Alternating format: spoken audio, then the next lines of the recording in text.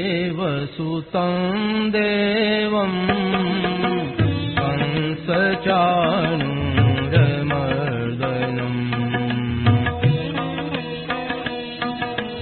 देवकी परमानन्दं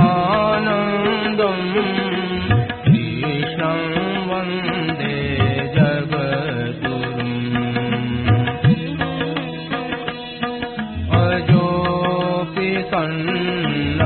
सन्नव्ययात्मा भूतानामीश्वरोऽपि सन् प्रकृतिं स्वामधिष्ठाय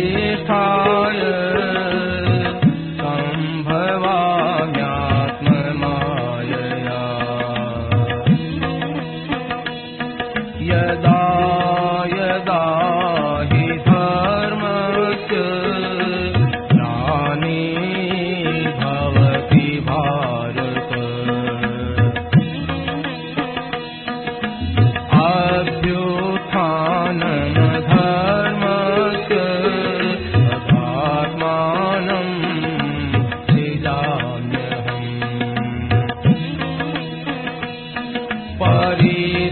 परित्राणाय साधूनां विनाशाय दुष्कृताम् धर्म संस्थापनार्थाय सम्भवामि युगे युगे जन्म कर्म च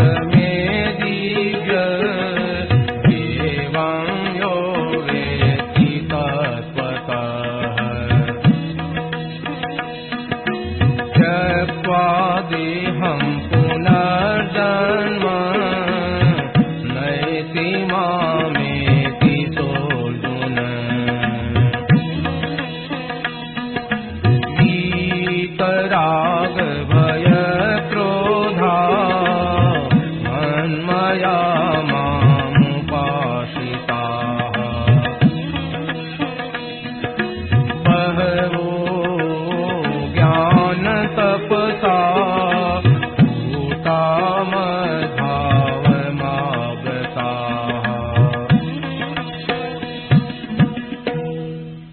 श्रीमन्नारायण नारायण नारायण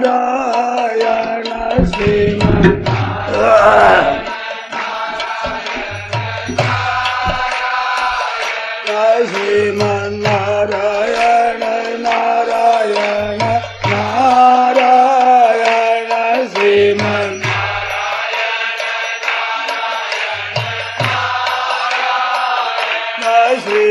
श्रीमन्नारायण नारायण नारायण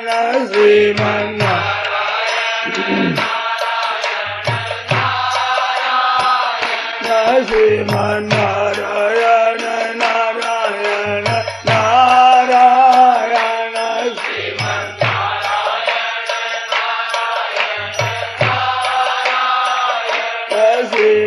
श्रीमन्नारायण नारायण नारायण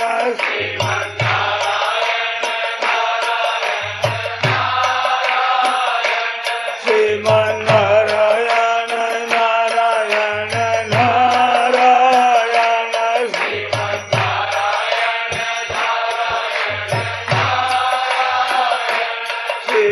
श्रीमन्नारायण नारायण नारायण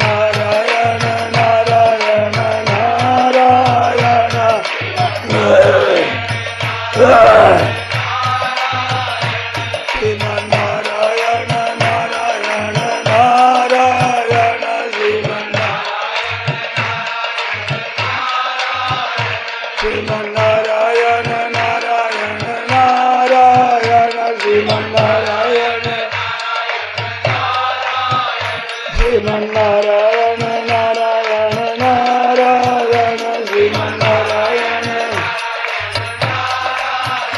श्रीमन्नारायण नारायण नारायण श्रीमन्नारायण श्रीमन्नारायण नारायण नारायण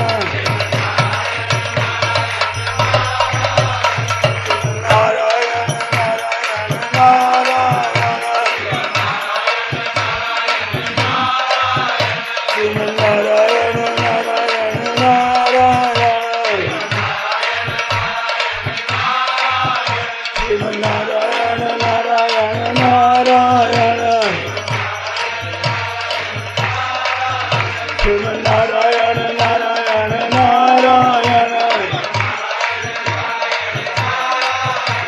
श्रीमन्नारायण नारायण नारायण श्रीमन्नारायण नारायण नारायण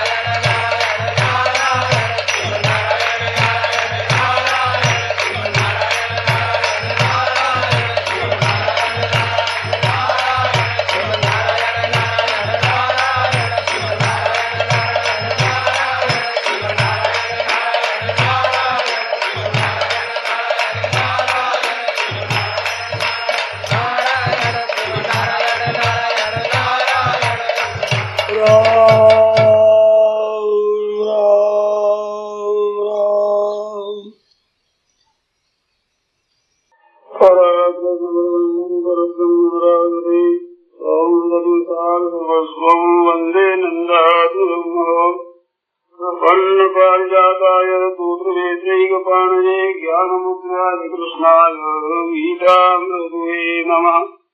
वसुदेवसुतं देवं कंसचाणूरमर्दनं देवकी परमानन्दं कृष्णं वन्दे जगद्गुरुं।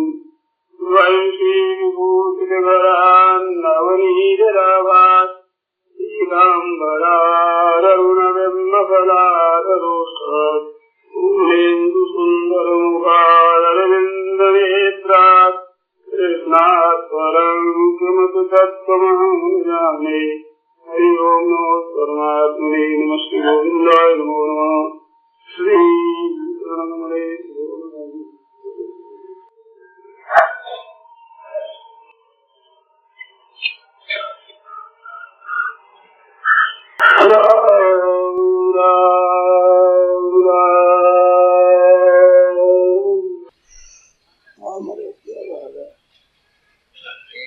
अपने साधन के विषय में पूछा है कि आपके कथनानुसार मन, बुद्धि, आत्मा सब भगवान को समर्पण कर दिया, लेकिन मेरे सुख दुख तो वैसे के वैसे होते हैं, अब मैं क्या करूं? तो सुख दुख से दूर करने के लिए समर्पण करना है क्या? समर्पण करना तो ईमानदारी है। सुख दुख मिटाने के लिए नहीं, अपना मानना है ये कड़वा शब्द है, ईमानदारी नहीं है, बेईमानी है। मिली हुई चीजों को अपनी मान लेना ये बेईमानी। ये बेईमानी जब तक रहेगी तब तक सुख दुख भोगना पड़ेगा। तो भगवान की मान ली तो सुख दुख आपको क्यों होना चाहिए? तो केवल ऊपर से कहा है, आपकी कन्या बड़ी हो जाती है, उसकी चिंता होती है, पर घर पर अच्छा मिल गया और आप संबंध कर देते हो, फिर वो कन्या भी वही है, आप भी वो चिंता होती है क्या?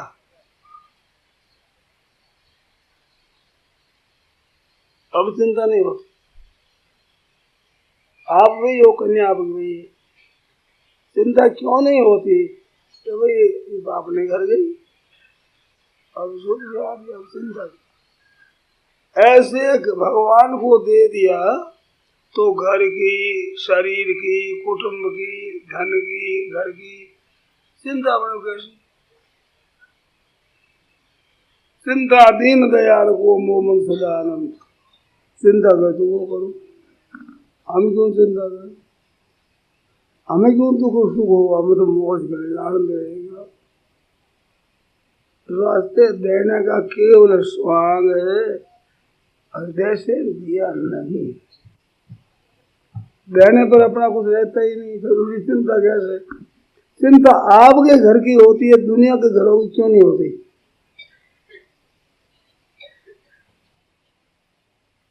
उसको अपना माना, यही तो परिवार का फर्क है। उनको अपना नहीं मानते, उनकी चिंता नहीं होती। तो सुख तो ऐसे ही होता है, आपने भगवान के अर्पण कर दिया तो भगवान की उपासना कर दो। और बड़ा सुगम उपाय बताऊं, आपने अर्पण कर दिया, अब सुख दुख आत्मा ये क्या महाराज? अब मैं तो आपको दे दिया, ये क्या आप बताइए कहाँ जाइए? छोड़ो, फिर आ जाए सुख दुख। भगवान के महाराज ये क्या हो गया? मैंने तो सुख आपको दे दिया, ये कहाँ से? आप बताइए, छोड़ दो। ऐसे कहीं जाओ, ये आगे की सीढ़ी और पकड़ो। एक पूछते हैं कि सत्संग हमको बड़ा अच्छा लगता है, परंतु अब भय लग रहा है कि आपका सत्संग का समय तो 1-2 दिन का ही है, अब उसके बाद घर के उसी व्यवहार में हम लोग फंस जाएंगे, तो अब हमारा आगे क्या होगा? इस बात का भय लग रहा है, तो उपाय? भय मत करो, इतना दिन से सीखना है, ये तो सत्संग में सीखना है, और सीख करके अब सत्संग व्यवहार में काम करना है। और पुस्तकों को पढ़ो, जैसे सत्संग मिल सके वैसे करो। सत्संग थोड़ा दिन करनी चाहिए, थोड़ा दिन करनी, सत्संग ज्यादा देर नहीं करनी, थोड़ा दिन करनी, फिर काम करना, फिर थोड़ा दिन करना। ऐसा क्यों? ऐसा करने से अच्छा रहता है। रोजाना करते रहने से खुराक हो जाती है, बेपरवाह हो जाती है। भूख फिर लगे तब सत्संग करो, खूब भूख लगे तब 2, 4, 5 दिन सत्संग करके फिर काम कर लो, उसे पाचन अच्छा होता। ज्यादा दिन मिलने से उसका पाचन नहीं होता, परिचित चीज हो जाती है। ये तो सुनते हैं, रोजा नहीं सुनते हैं क्या? इस बात से सत्संग बीच बीच में कर दिया। सत्संग पुस्तकों से भी होता है, संतों के संग से भी होता है, विचार से भी होता है। अपना कुछ नहीं है, इस विचार से भी सत्संग होता है। सत परमात्मा के साथ हमारा प्रेम है, वो सत्संग है। सदाचार है, वो सत्संग है। दुर्गुण को त्याग है, वो सत्संग है। असत का त्याग है, वो सत्य का संग है। सावधान रहो, सुनिए वो काम में रहो, तो भय नहीं करना चाहिए।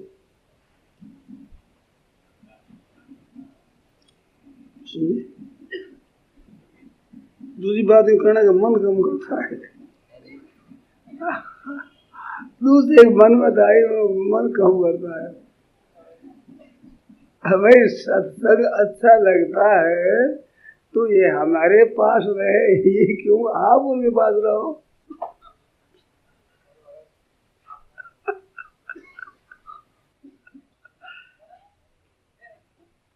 आपको सत्संग अच्छा लगता है, आप सत्संग करो, आप कौन मना करता है?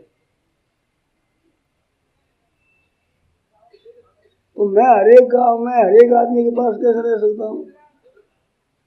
आप चाहे तो रह सकते हो। थोड़ा दिन सत्संग करो, फिर काम करो, घर का भी थोड़ा दिन करो,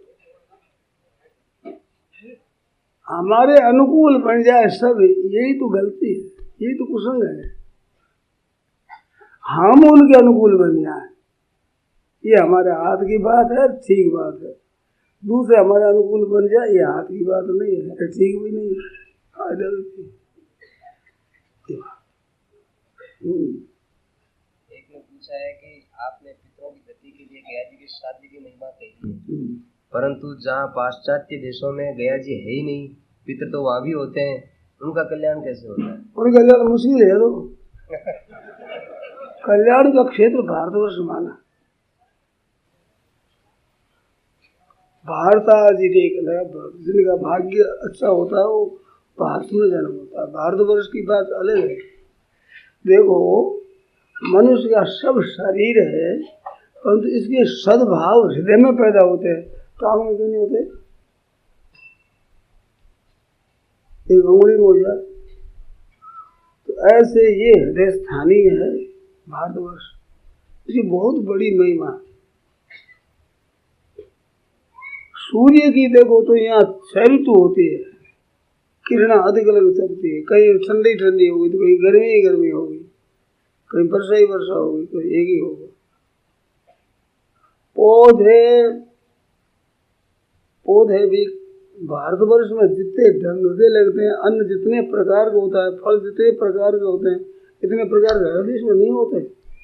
यहाँ की वर्ण व्यवस्था और आश्रम व्यवस्था को लोग खराब समझने लगे, और देशों में तो है ही नहीं, और देश अधूरा है। आपका देश पूरा है, पूर्ण है, सब बातें पूर्ण होती है।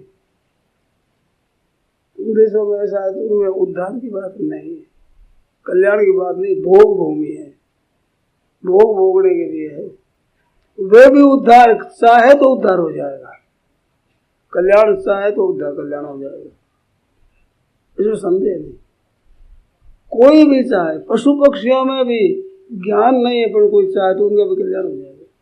भगवान सबके लिए सत्य है, कोई प्राप्त कर ले।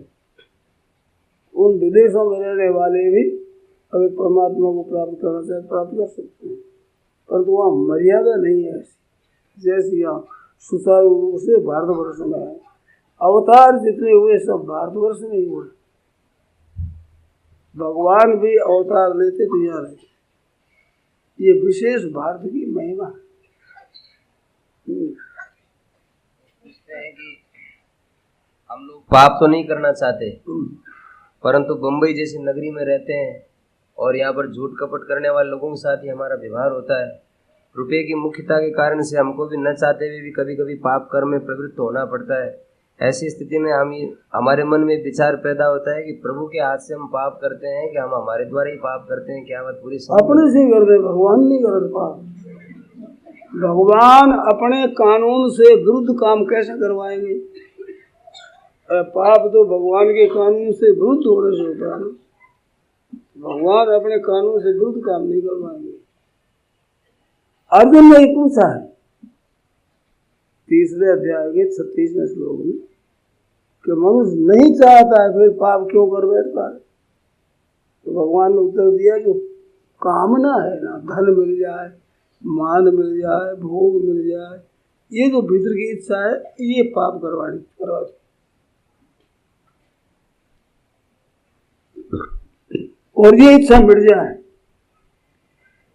आज मैंने वह कहा था कि मिलने वाली वस्तु मिलेगी, वो पूर्व कर्मों के अनुसार मिलती है, अभी इच्छा करने से मिल जाए ऐसी नहीं है।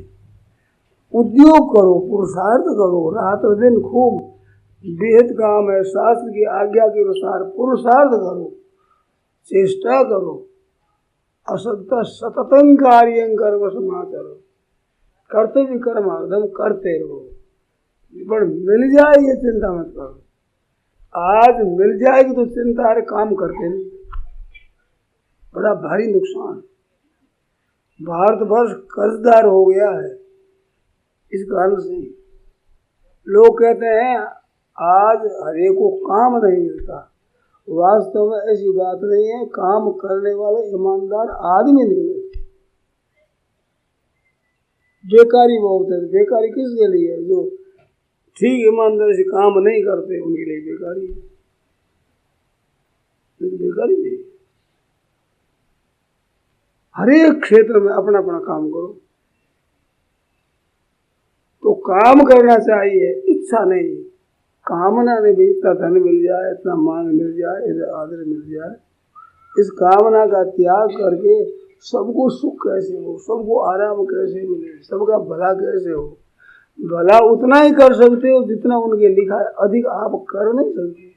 आपने भाव को शुद्ध बना सकते, सबको सुख हो, सबको आराम हो, सबका कल्याण हो, ऐसा भाव बनाने को तो आपका कल्याण हो जाएगा। आप सुखी कर दोगे, ये हाथ की बात नहीं है। माँ के दुख होता, बच्चा बीमार हो जाता है, रातों जगती है माँ, और ये ठीक हो जाए ऐसी चिंता होती है। माँ के रोग न होने पर शरीर कमजोर हो जाता माँ का, बालक की चिंता में, पर तो ठीक कर सकती है क्या? तो ठीक है कि अपने बच्चे को ही नहीं कर सकती, दुनिया मात्र का भला कैसे कर सकते हो? भाव अपना बदला दो, सबके सर्वे भवन्तु सुखिनः, सब सुखी हो जाए, सब निरोग हो जाए, किसी को किंचित मात्र भी दुख न हो, ऐसा भाव बदल दो, तो दुनिया तो सुखी होने वाली होगी, आपका कल्याण हो जाएगा, इसमें संदेह नहीं।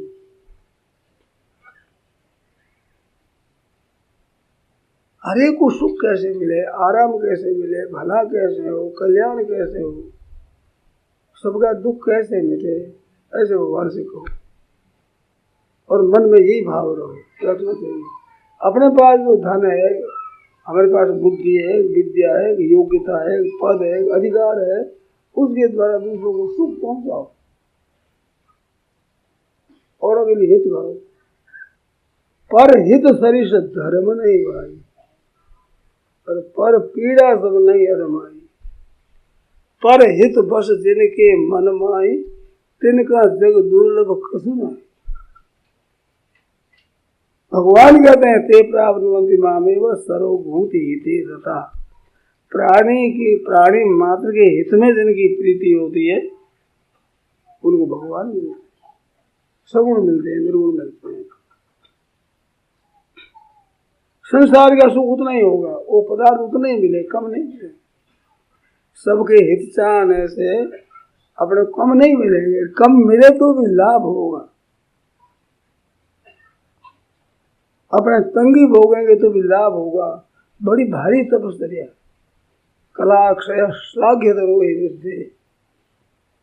चंद्रमा की कला घटती है तो बढ़ने के लिए होती है, ऐसे आपकी शक्ति अगर उपकार में खर्च होती है तो बढ़ने के लिए होती है। इस वक्त चिंता मत करो, हरे को सुख कैसे हो, हरे का भला कैसे हो, हरे का कल्याण कैसे हो, हरे को आराम कैसे मिले, ऐसा भाव व्यापक पड़ो, आप उदार हो जाए। उदारता है ये नष्ट नहीं होती है, कृपणता कंजूसी तो ठहरती नहीं।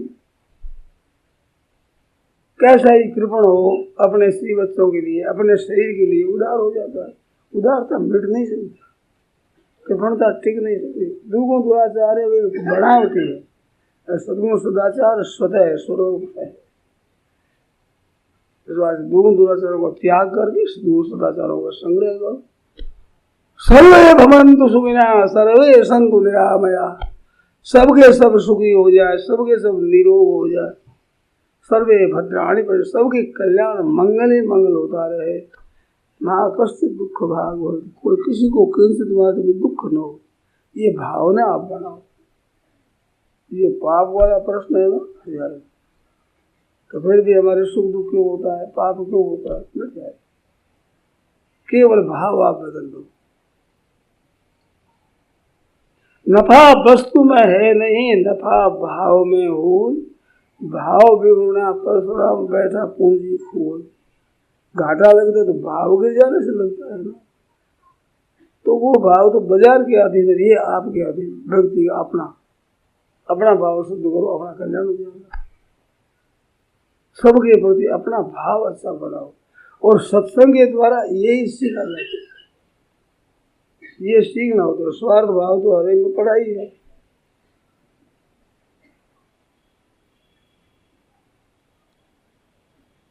एक बात याद आ गई, कई वर्षों की बात है, स्वर्गाश्रम में बड़ के नीचे सत्संग होता था। उस सत्संग में श्री गोविंदगा जी ने एक कहानी बताई कि दो भाई साथ साथ में थे और व्यापार करते थे, आपस में बड़ा स्नेह था। स्त्रियों के भी आपस में खटपट नहीं थी, भाइयों का भी प्रेम सब ठीक था। एक बालक हो गया, छोटे भाई के बड़े भाई। तो एक दिन वे बाजार में गए तो आम आए थे, आम की फसल, नए आम आए थे, तो दो आम खरीद लिए, ये बच्चों को दें। बड़े भाई वो तो आम खरीद करके लाए, घर में है, उससे ही एक इस हाथ में आम है, एक इस हाथ में आम है। छोटा भाई स्नान घर में सत्संग कर रहा था, थोड़े गेंद खेले थे, वो उधर फेंके वो उधर फेंके। पिताजी आए, ताऊ जी आए, दोनों दौड़े, हाथ में आम देखा तो दौड़े तो आम ऐसे दे दिया। ऐसे छोटे भाई ने देखा ये क्या तंत्र किया, क्या तंत्र, ये दे देते सीधे, ऐसा क्यों किया? तो बहुत ऊपर चले गए और थोड़ा ने पूछा क्या दिया? आम दिया, मेरे ताऊ जी ने दिया, मेरे पिताजी ने दिया, ला दे दिया। एक आम के थोड़ी सी टक्कर हुई, काला काली टक्कर हुई, वो अपने सोरे के हाथ में देने के मैंने में आई, इस बार ऐसा करना पड़ा। बढ़िया आम अपने सोरे के दिया, टक्कर वाला भाई की। तो टक्कर तो थोड़ी सी थी आम में, और भाई के टक्कर बहुत जोरदार लग गई। भगत मिला के भाई जी ऐसे करो अपने अलग अलग हो जाओ, आप जो दे दोगे वो ले लूंगा मैं। अब लड़ाई चल रहा है नहीं, पंचायती है नहीं, जो दे दो। उनको आज से ये बात कैसे छिड़ी? ना सिया में लड़ाई है, ना अपने आपस में लड़ाई है, अलग होने की तेरी बात कैसे आई? कि तो बस आ गई, ऐसा ही मेरा मन करता। ज्यादा पूछा तो सच्ची सच्ची बात कह रहे। तो भाई जी आम दोनों के लिए तो आपने ऐसा हाथ क्यों किया? तो वो तो 250 रुपये थे भैया, मेरी अकल निकल गई। तो अलग क्यों होते हो? जब मैं बैठा हूँ, कमाता हूँ, ठीक तरह काम करता हूँ, मेरी स्त्री भी काम करती है, इतने पर भी मेरे बालक में आपके बालक में फर्क है। अगर मेरा शरीर न रहे तो मेरी स्त्री और बच्चों का आप पालन करोगे, मैं किस बात में विश्वास करूँ? अलग हो जाए तो कुछ पूंजी रह जाए कि मेरी स्त्री के पास अब ठिकाना है नहीं जीने का, अलग अलग हो गई। अब पूंजी कम हो गई, बंधन दोनों के हो गया, एक यहाँ दुकान पर रहते, माल खरीदता, पूंजी भी ज्यादा थी, सब आधा आधा हो गया। छोटी सी बात के लिए थोड़ी टक्कर, एक पैसा भी फर्क नहीं। तो ये जो पक्षपात है, अपने को मैं दे दूं ठीक, ये महान पतन करने वाली चीज। तो ये कहानी शेर जी ने सुनाई। तो हम स्नान करने गंगा जी गए तो एक सज्जन बोला कि आज हमें शिक्षा मिलेगी। क्या मिली? फिर हमारे भाइयों के दोनों के घर है अलग अलग, तो उनके साग आदि लाना, चीज लाना, वो लाता हूँ मैं ही, और फिर बंटवारा कर दे देता हूँ, पैसे भी बांट देते हैं। तो आलू लाता हूँ तो आलू आधा आधा कर दे, बड़ा बड़ा तो मेरे तक रख दे, छोटा छोटा वो दे देता, ऐसा करता था। अब ऐसा नहीं करूँगा आज से। अब साग तो छोटे का भी हो जाए, बढ़ेगा हो जाए, आलू बड़ा हो जाए, छोटा छोटा आलू का साग तो हो जाए, पर ये मन में थे आज नहीं करेंगे। तो बोलो कितना प्रकाश मिला, एक कहानी मात्र से आत्म सुधर गए। फिर क्या, अब मैं नहीं हूँ, अब जो चीज है ठीक भाग से तुम बात करो, पैसों का भी बता रहा, चीज को भी बता रहा। तो सत्संग के द्वारा प्रकाश मिलता है, आदमी को होश आता है। नहीं तो स्वार्थ बुद्धि तो पशुओं में, पक्षियों में, सब नहीं है। तो स्वार्थ का त्याग कर दूसरे का हित करना, ये मनुष्यता है। स्वार्थ तो पशुता ही है, उसमें क्या बड़ी बात? गत्ता गधा एक को खुजालता है, वो खुजालता है, वो दुल्लती मार दो, वो दुल्लती मार, ये दोनों में क्या फर्क? अपने तो विरुद्ध काम करने वालों की भी सेवा करनी है। उमा संत की है बड़ाई, मंद कर जो करे भलाई। अपने भलाई करना है। वो खराब काम करता है तो वही हम करें तो डबल खराबी होगी संसार में। तो सिंगल ही रहना तो क्यों करो? उसने कर दिया तो करो, अपने अच्छा काम करना। तो ऐसे सत्संग के द्वारा ये बातें सीखी जाती। ये जितने ही सीख लोगे, केवल याद मात्र नहीं, सीख लो, आचरण में जाओगे, उतना दुख मिट जाएगा। खाने को अन्न भी न हो, तंगी हो तो भी दुख नहीं होगा, प्रसन्नता होगी। बुखार में भी प्रसन्नता होगी, घाटे में भी प्रसन्नता होगी कि भगवान की मर्जी। बड़ी अच्छी बात, आनंद की बात है। भगवान ने मेरे को अपना लिया, बड़े आनंद की बात। तो दुख नहीं होगा। दुख होने में स्वार्थ बुद्धि है, पाप होने में स्वार्थ बुद्धि है, और स्वार्थ बुद्धि से लाभ किंचित मात्र नहीं होता। आप ध्यान देकर सुने मेरी बात को। मन में कामना रखने से, स्वार्थ बुद्धि रखने से फर्क एक पैसा का भी मिलता नहीं, अधिक चीज तो मिलेगी नहीं, और दुख और पाप बाकी नहीं रहेगा। भोगों की संग्रह की कामना रखने से दुख, संताप और पाप बाकी नहीं रहेगा। सब पाप आएंगे, सब दुख आएंगे, सब तरह की जलन होगी। और स्वार्थ बुद्धि का त्याग कर देने पर एक पैसा भी कम नहीं आएगा, आना जितना आएगा। स्वार्थ बुद्धि रख करके अपना पतन करना और कुछ नहीं, हाथ कुछ नहीं लगेगा। इस बात का आप अध्ययन करें और आपकी शंका हो जितनी लिस्ट बनाकर ला के मेरे से पूछ ये कैसे होगा, कैसे कुछ करके देखो आप। स्वार्थ बुद्धि है, अपना मतलब सिद्ध करने की बुद्धि है। ये बुद्धि किसी के साथ आपका प्रेम नहीं रहने देती। पेटू और चट्टू आपकी बुद्धि है, ऐसा विचार है। आप स्त्री के साथ एकता नहीं रख सकते, माँ बाप के साथ एकता नहीं रख सकते, भाई भुजाई के साथ एकता नहीं रख सकते, मित्रों के साथ और कुटुंबियों के साथ एकता नहीं रख सकते। ना ज्ञान प्राप्त होता है, ना भक्ति प्राप्त होती है, ना योग प्राप्त होता है। इतनी महंगी चीज क्यों खरीदते हैं?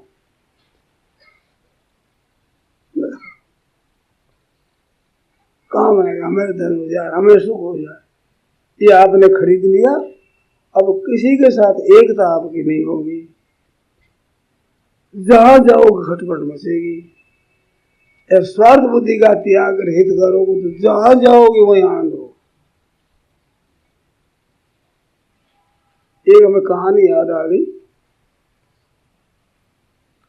आजकल तो हम लोग है वो मोटरों पर, हवाई जहाजों पर, रेल पर चढ़ के अच्छे पहले वृद्ध संत होते थे, वे घूमते थे गांव में, 2 4 5 दिन किसी गांव में रहे, फिर 4 कोस चले गए, उस गांव में 2 4 दिन रहे, 5 दिन रहे, फिर चल दिया गाड़ी। ऐसे वो चलते थे। और घर के गांव के लोग उनको बड़ा आदर देते थे। हमारे महाराज आगे बड़ा आनंद होता था, प्रसन्नता होती थी। जिस गांव में पहुंच जाए बाबा जी आए, बाबा जी आए, एक आनंद की लहर छा जाती। छोटे बच्चों के भी बाबा जी, बड़ों के भी बाबा जी, बूढ़ों के बाबा जी, सास की बाबा जी, बहू के बाबा जी, सब के बाबा जी आए। ऐसा लोग आनंद मनाते थे। एक दिन गांव में पहुंचे तो गांव में बड़ा लोग बहुत इकट्ठे हो गए, बहुत इकट्ठे हो गए कि महाराज कुछ दिन रहेंगे, सत्संग करेंगे। बड़ी अच्छी बात। एक माई आई, उसने कहा कि महाराज देखो, आप अमुक गांव जाते हो ना वहाँ, हाँ, तो आपका वो भगत है ना, आप वो सेवा करता, आपका भगत है। हाँ भाई है तो सही। उसकी बेटी है ये मेरी बहू लड़ती बहुत है मेरे से, ये मेरे से लड़ती है, और आपकी उस भगत की बेटी ऐसी शिकायत कर दी जा। तो महाराज ने उस छोरी को बुलाया, और छोटी सी छोरी घूमती थी साथ में बाबा जी के गोदी में, खेलती, सामने बड़ी हुई भी आती थी। बाबा जी तो है, उसको इकट्ठा बुलाया, बेटा आओ, बेटा तो सासू से लड़ती क्यों है? ऐसा कहा तो वो तो रो पड़ी, मैंने एकदम दर्द दर्द आंसू पड़े। बेटा रो, बोल तेरी बात क्या है, दुख क्या है? कि मैं कोई काम करूं तो सासू को तो सुहाता ही नहीं, ये लड़ाई करती है। सासू तो कहते बहू लड़ती है, बहू कहते सासू लड़ती है। लड़ाई कम से कम 2 आदमी चाहिए जैसे होती, हजारों लड़ सकते हैं, 2 से कम में तो लड़ाई हो ही नहीं सकती। अकेला कैसे लड़ेगा बताओ?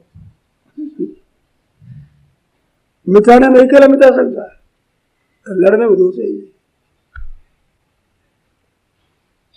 तो लड़ाई तो बेटा तुम लड़ाई मत कि महाराज क्या करूं, सासू के तो पसंद आ गई नहीं मेरी बात, कुछ भी कर दो, कितना ही कर दो, तो तुम्हारे को एक जंत्र कर दे, उसमें लड़ाई मिट जाएगी। तो महाराज पर श्रद्धा भक्ति थी, माँ बाप बड़े बूढ़े सब संतों को मानते थे, तो ये बाबा जी कह दे कि तुम्हारे काम सिद्ध हो जाए। उसका देवर था, उसको एक ताबीज लिया और कागज कलम लिया, लाकर दे दिया। बाबा जी ने एक लीर कागज की बनाई, उसमें हमारे समेट करके ताबीज दे दिया कि देखो बेटा ये तुम गले बांध, तुम्हारे को जंत्र कर दिया, अब तुम्हारी लड़ाई मिट जाएगी। तो ठीक है, श्रद्धा थी, बाबा जी ने कर दिया, अब लड़ाई कैसे होगी? 2 बात का ख्याल रखना इस यंत्र का परहेज है। एक तो सामने मत बोलना और एक कैसो काम कर देना, 2 बात करनी पड़ेगी।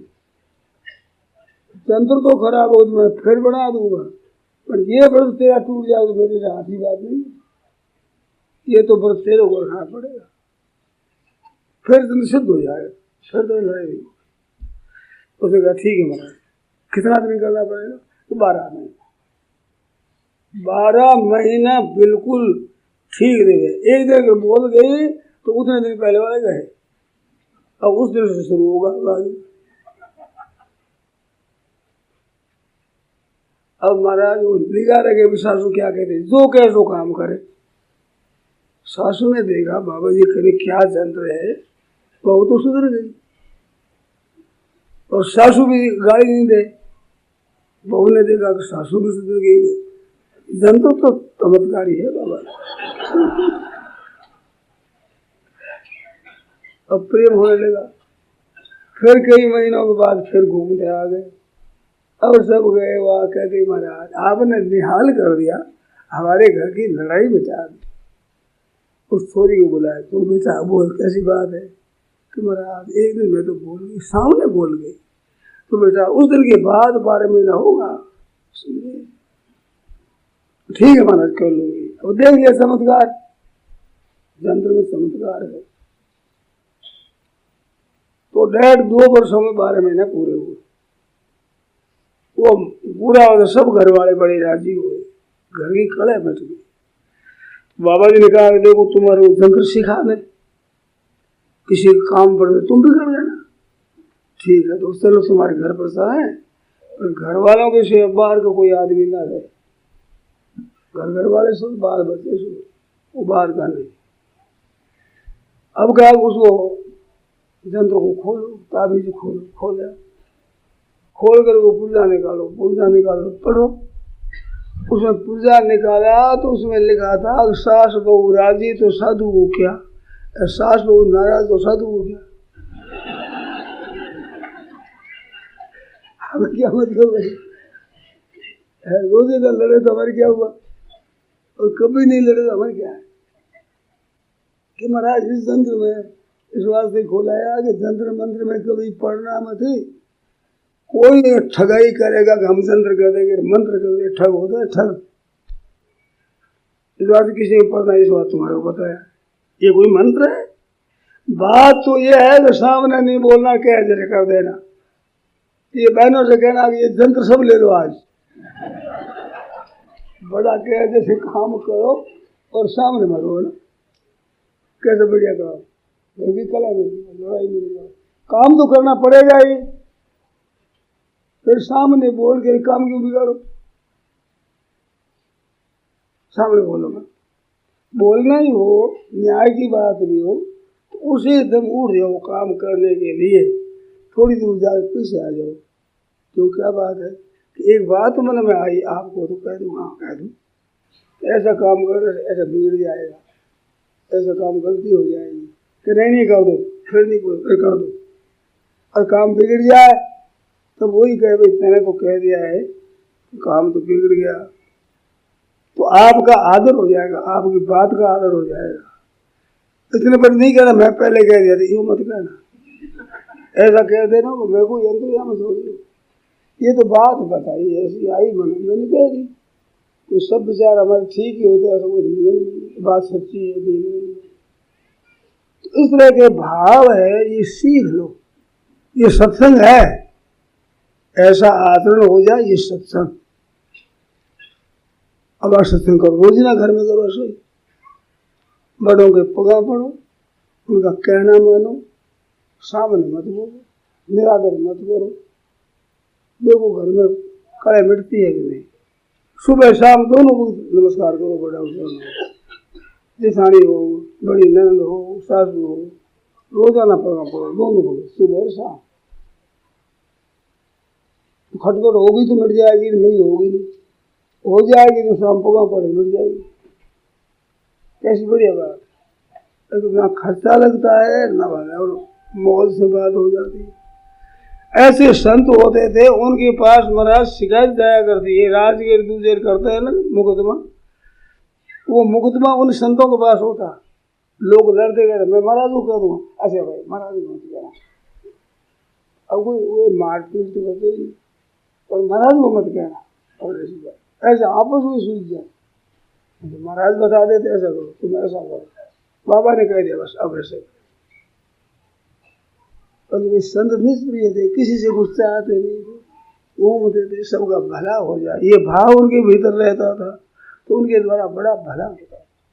तो ये आप ही अपना ऐसा विचार हो, भाई और बहन हो, सबका भला कैसे हो, सबका कल्याण कैसे हो, सबका हित कैसे हो, किसी का भी अपमान न हो, किसी की निंदा न हो, भला ही भला करो, तो आपके भला ही भला हो जाएगा।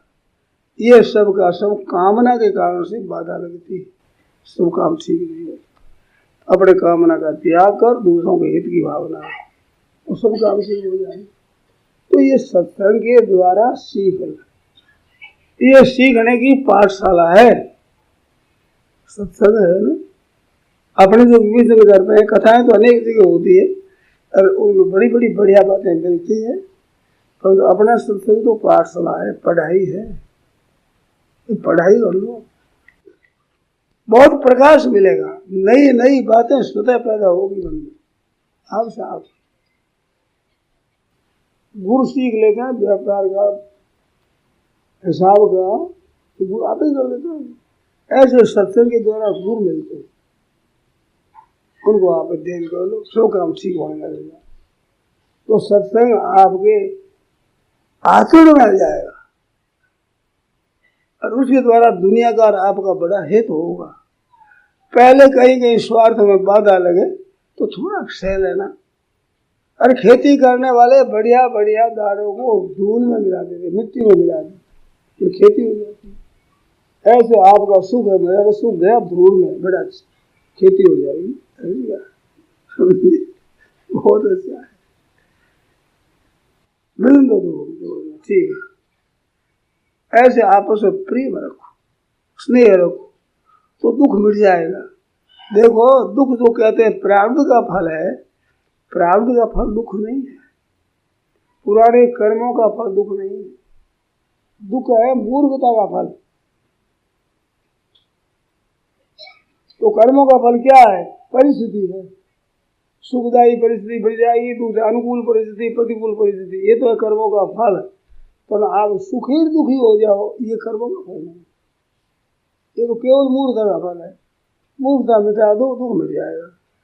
और कितनी सस्ती बात, परिस्थिति खराब आ जाए तो भी दुख नहीं होगा। अरे भाई एक को अन्न नहीं मिलता और एक ने एकादशी का व्रत किया, भूखे दोनों है, पर तो व्रत किया वो दुखी है क्या? अरे अन्न नहीं मिला वो सुखी है, मिला नहीं अन्न, इस बार चिंता होती है, एक ने खाया नहीं अन्न, दोनों भूखे। तो त्याग रहे भीतर से, त्याग हो रहा, त्यागात शांति अनंतरम, तत्काल शांति मिलती है। ये त्याग सीखा जाता है सत्संग के द्वारा। मनुष्यता आती है सत्संग के द्वारा। संसार के सुख दुख तो पशु पक्षियों को भी भोगने पड़ते हैं, ये कोई बड़ी बात नहीं। बड़ी बात इसमें अपने स्वार्थ का, अभिमान का त्याग कर दूसरों की सेवा, औरों को आराम कैसे मिले, सुख कैसे मिले, भला कैसे हो, सबका कल्याण कैसे हो। परहित बस जिनके मन माहे तिनका जग दुर्लभ खसुना। कोई दुर्लभ भगवान तक मिल जाए, इस भाव बना लो अपना भाव, फिर आनंद ही आनंद होगा, मौज ही मौज होगी। तो ये सीख लोगे सत्संग रोजाना कैसे हो, कोई बात नहीं, ये सीख लो, ये रोजाना साथ में रहेगी चीज। बाबा जी ने कह दिया कि दो ही बात याद रखा, इतनी बात है और क्या।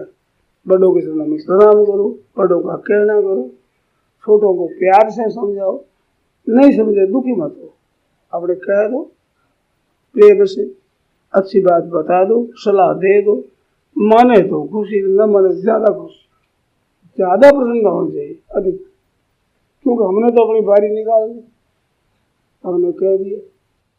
और कहना मानेगा तो आपको स्वतंत्र होना पड़ेगा। जितना कहना मानते हैं उनकी पराधीनता भोगनी पड़ती है। ठाकुर जी का, भगवान का भी कहना माने गए तो भगत मेरे मुकुटमणि, उनको भी छोटा बनना पड़ेगा। कहना मनवाना अच्छा लगता है, नतीजा ऐसा नहीं। कहना मानना, आज्ञा पालन करना बड़ी चीज है, उससे बड़े दर्ज हो गए। भगवान की आज्ञा अनुसार से भगवत मेरे मुकुटमणि हो गए। तो अपने घर वालों का कहना मानो, मनवाने का आग्रह मत करो। अच्छी बात कह दी, माने तो मौज की बात, नहीं माने तो बहुत ही आनंद की बात। मोह नहीं होगा, कहना नहीं मानता उस मोह नहीं होता, कहना मानता तो मोह होता। बूढ़ी बूढ़ी माजियों को देखा है, बहू चली जाती है अपने पिया तो याद करते क्या करे, बहू चलेगी, सवासरी भी नहीं है, क्या करा, मन नहीं लगता हमारा। वो काम करने वाली थी, थोड़ा खेलते थे, राजी होती माजी, और वो चली गई, वो घाटा पड़ गया। कहना माने नहीं, बहुत लड़ाई करने वाली हो, पीड़ चली जाए तो कैसे है, अब शांति है घर में, कड़े मिट गई, वो चली गई, अच्छी बात है। देखो स्वभाव है और क्या है, तो स्वभाव क्यों बिगाड़ो, स्वभाव शुद्ध बनाओ। माता पिता भाई उससे राजी रहे, दिरानी जेठानी सास ससुर भी राजी रहे, स्वभाव अच्छा बनाओ तो सब भला होगा। ये है सत्संग, ये सत का संग है। सदवस्तुओं को, सद्भावों को, सदाचरणों को धारण करो।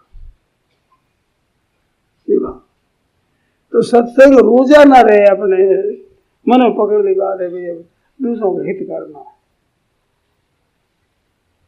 स्वार्थ निंत सकल जग माही, सुखने उपयोग परिवार न सुर नर मुनि सबकी यह रीति, स्वार्थ लाग करे सब प्रीति, हेतु रहित जग दुख उपकारी, तुम तुम्हारे सेवक। एक भगवान के प्यारे भक्त, ये बिना स्वार्थ हित करने वाले हैं, तो इनका दर्जा ऊंचा है, सबसे ऊंचे माने गए। स्वार्थ करके काम करते हैं, उनका दर्जा ऊंचा नहीं। तो मनुष्य बने हो तो दर्जा हमारा कुछ भी रहो, अच्छे काम अपना पालन करना। युधिष्ठिर की बताई दे दे बात कि आप दुख पा रहे हो, सुख के लिए थोड़े धर्म का पालन करना। मैं जो धर्म का पालन करता हूँ वो सुख लिए करता है, सुख के लिए करता है, तो धर्म के तत्व को नहीं जानता।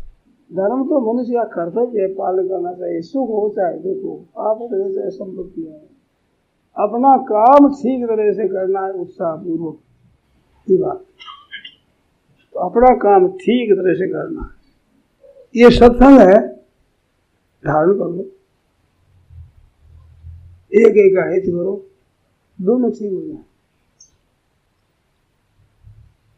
दो भाई थे, भूखे आदमी, उनके भोजन की सामग्री सबको उठा रख, भोजन की सामग्री सब रख दी, यहाँ लकड़ी बांध दिया।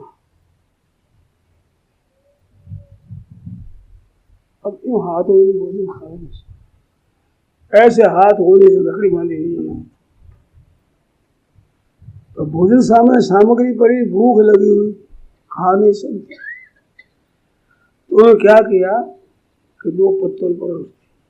पत्तल तो परोस देगा दाल से, परोस दी। वो तो उसके मुंह में दे, वो उसके मुंह में दे, दोनों का पेट भर गया। अब ऐसे नहीं हुआ, यूं दे दी। तो ये ऐसे करना है, जो खा जाए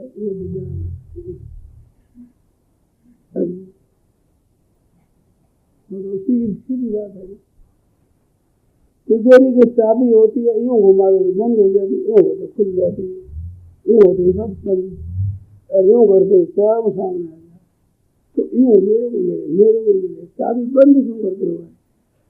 सब माल बंद हो जाएगा। औरों को मिले, औरों को मिले,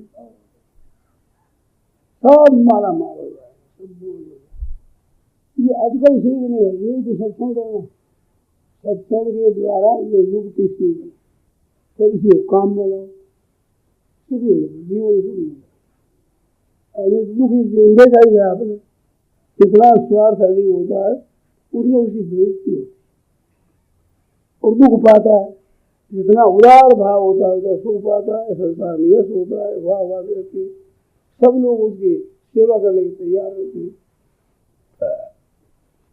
उदारता धान, मन में सुख में समता और उदारता, सबका हित कैसे हो, ये सर्वभूत हिते रहता। कैसी बढ़िया बात। इसमें शंका हो तो पूछो बना, नहीं तो नहीं शंका हो तो लिस्ट बना कर ले, एकांत में पूछो बताए। ये गीता जी का सिद्धांत है, ये फैल होने का नहीं, ये बढ़िया ठीक सिद्ध होने वाला है। बड़े उत्साह से काम करो, सबकी सेवा कैसे हो, सबको आराम कैसे बोलो। इसमें बाधा आती हो तो बताओ। करना कितना है, आप सुखपूर्वक करें, इतना दुख पाओगे नहीं। आसानी से सुखपूर्वक करना है वो करो, और वो भी घर में से शुरू करो। औरों को देने बीच पास में नहीं है, कम है, तो घर में शुरू करो। घर में बाल बच्चों को जाना ही पड़ता, घर में खर्चा लगता ही, घर में काम करना ही पड़ता है। तो काम तो आप करो, आराम दूसरों को दो, बड़ाई दूसरों को दो, महिमा दूसरों को दो, खटो आप, परिश्रम करो। लोग कैसा बढ़िया काम होता है, आप उसे प्रेम हो जाएगा। गृहस्थ बड़ा सुख से होगा, और गृहस्थ सुख से होगा उसे मुक्ति भी सुख से हो जाए, उसका कल्याण भी हो जाए, लोग और परलोक दोनों सुख में। सीधी बात। और इस करने में कोई प्रथम तो नहीं है, असमर्थ नहीं है, इसमें कोई अयोग्य नहीं है, इसमें अपात्र नहीं है। आप करना न चाहे तो उस बात अलग है, करना चाहो तो इसमें पराधीनता नहीं, अपात्रता नहीं है, अयोग्यता नहीं है। इसीलिए पढ़ाई की जरूरत नहीं है। लोग पढ़े लिखे तो कर सकते, अपढ़ नहीं करते, कुछ पढ़ाओ कुछ मत पढ़ाओ। इसका भाव अच्छा होता है तो भगवान राजी हो, प्रसन्न हो जाए। ये भाव रहे आपका सुख सुख करना, शक्ति अनुसार जितना कर सको सुख पूर्व कर सको, उतना ज्यादा नहीं, ज्यादा भी जरूरत नहीं। ठीक है, जब से है नहीं आपने तो उस करना शुरू कर दो।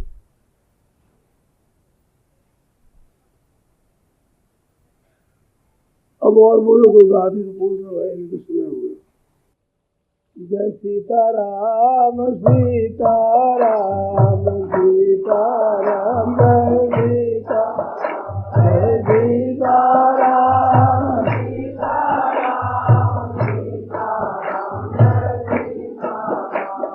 सीताराम